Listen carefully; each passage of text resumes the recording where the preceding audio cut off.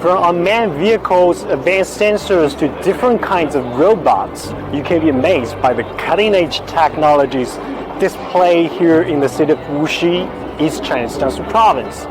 The World Internet of Things exposition is being held here, attracting industry pioneers from far and wide to showcase their latest technologies. So follow me, let's go and find out what's inside here.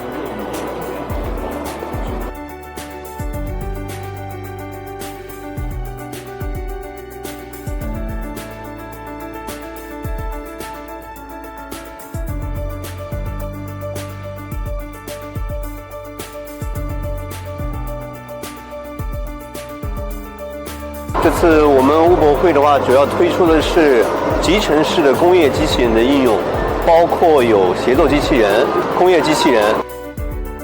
本次国网展厅带来了新型电力系统、电力大数据、北斗导航技术应用等多项展示。在我身边的两侧的是基于北斗技术研发的无人巡检机及无人巡检车。